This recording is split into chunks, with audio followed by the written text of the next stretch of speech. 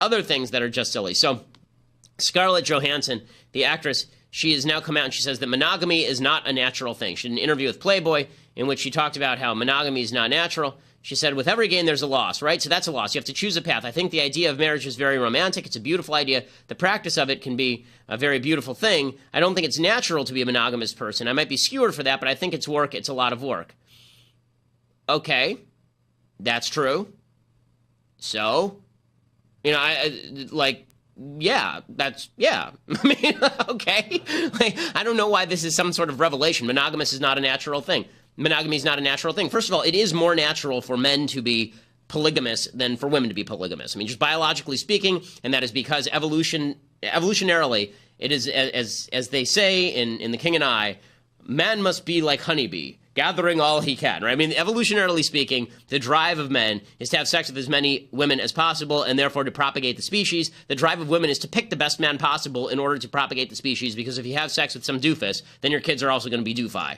That's just the way that it works in most of the animal kingdom. It also works that way in primates, and it works that way for human beings as well. But this idea that monogamy is not natural, and therefore what? Therefore what? Therefore marriage is not natural? Okay, so it's not natural. Guess what? Lots of things that are natural, as we just saw, are not necessarily things that are phenomenal and we should brag about. Like, natural is natural, but natural does not mean good. Natural is just what it is. And so this idea that monogamy is not natural, therefore monogamy is something bad, lots of things are not natural. Civilization's not natural. Clothing's not natural. The cameras are not natural. Houses are not natural. If we got rid of all of those things, if we got rid of agriculture, which is also not natural, if we got rid of all those things, then we could go back to living in forests and sleeping with everybody and dying at 23. I think that doesn't seem pleasant. So I think what we should stick with the institutions of civilization is sort of the final case that I am making here. Okay. I do have to tell you about this insane piece from Everyday Feminism, just because it is hilarious.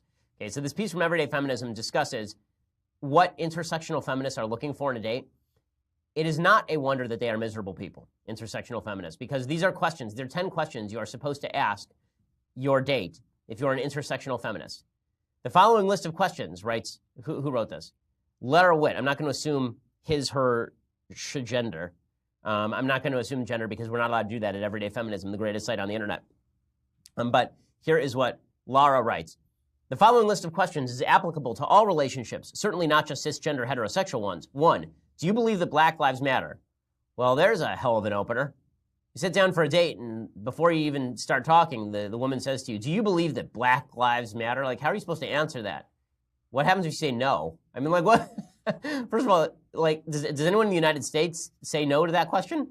Of course everyone believes Black Lives Matter. The question is whether you think the movement is actually worthwhile or whether it is a vast misinterpretation of variable data on police activity. But never mind all that. It's just, then, what are your thoughts on gender and sexual orientation? I love this. The gender binary is a tiny box. I wish it didn't exist, but it does. I wouldn't want to be with anyone who's queer-phobic. Is that that's like your opener? That's another one of your opening questions? Is like you're a straight woman and you're dating a straight guy and your first question is, would you have sex with a dude? Or are you queer-phobic? Like, do you believe that I'm a woman? Okay. How do you work to dismantle sexism and misogyny in your life? What are you talking about to me? I'm just a plumber. Like, what? It says, I've met cisgender, heteronormative, cishet men who hate women. They say they love women, but that love is conditional on not having their toxic masculinity questioned or threatened in any way. And they love us as a monolith. They love what women have to offer, whether it's sex, food, love, care, emotional labor. They love us for what we can do for them, not because of who we are for ourselves. Well, I feel like this is sort of a weird arbitrary boundary that you're drawing here. It seems to me that what you are is very much related to what you do. So that's sort of a weird take on things. What are your thoughts on sex work? Like that. This is one of my favorites. What are your thoughts on sex work? Really, the intersectional feminists want you to ask your date what your thoughts are on prostitution. Hint to the ladies. If you say to a man, what are your thoughts on prostitution? The guy's like, love it, all for it. You shouldn't date him. It's going to go badly. But apparently this is a question to ask when you're dating because being pro-sex worker is a necessary pillar for dismantling the patriarchy. There's nothing that dismantles the patriarchy like making it more available for scummy men to have sex for money. Nothing dismantles the patriarchy just like that, which is why when you watch old Westerns, everyone goes to the whorehouse because they're all trying to dismantle the patriarchy. It's a thing. Are you a supporter of the BDS movement? Perfectly. I love this. I love this. It's just great that on your first date, you should ask whether you hate Jews and want to divest from Israel. What is your understanding of settler colonialism and indigenous rights? Wow. Do you think capitalism is exploitative? First of all, I would say yes to that question just so that I could avoid actually having to pay for dinner. I would say capitalism is exploitative, so let's break the check. Can any human be illegal? Do you support Muslim Americans and non-Muslim people from Islamic countries? And does your allyship include disabled folks? If a woman asks you any of these questions, run as fast as you possibly can because that's horrifying. That'll be the worst marriage ever, but I guess marriage is shed anyway, so. So the first thing that I hate today is this insane piece by some crazy person named Jodi Allard. She's apparently a feminist blogger. First of all feminist bloggers are, I don't mean to generalize, but they're all crazy.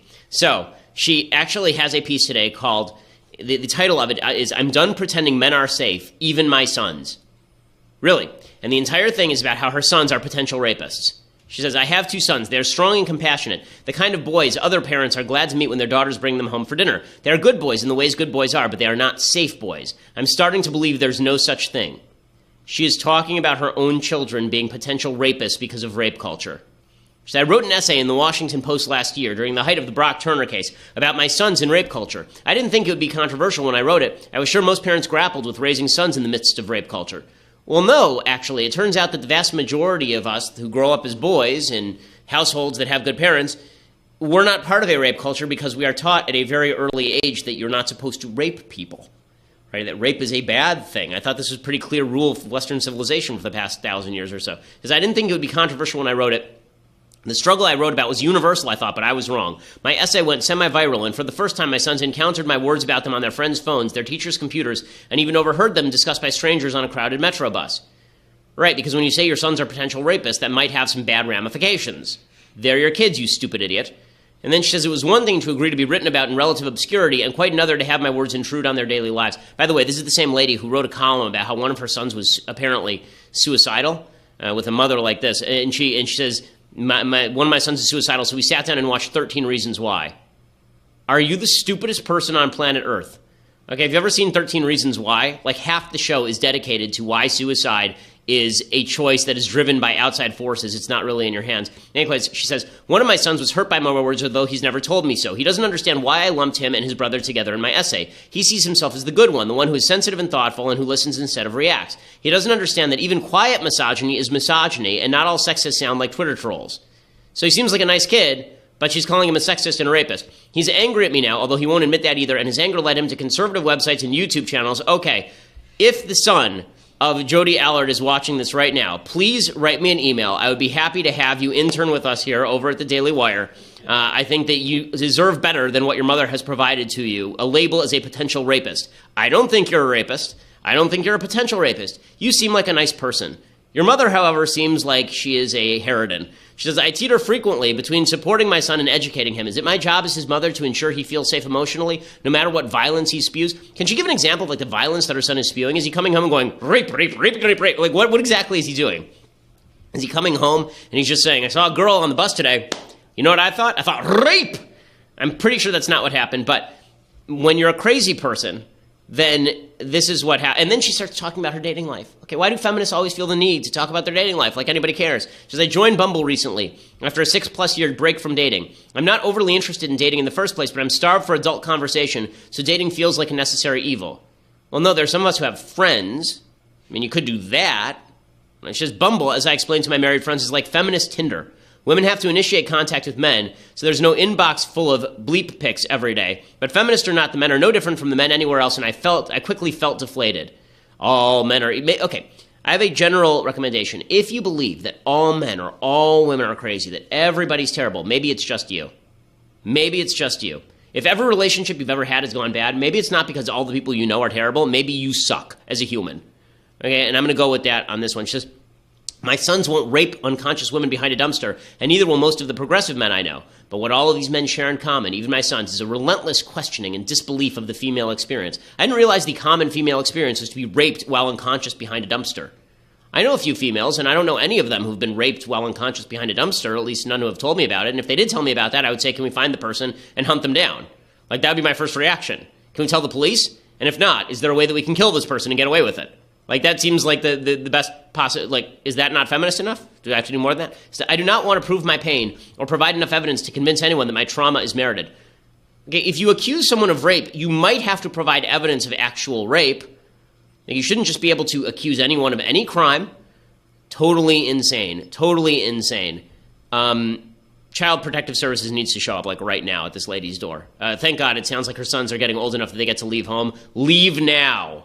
Leave now, okay? I will try to find a way to put you up in your own apartment. Seriously.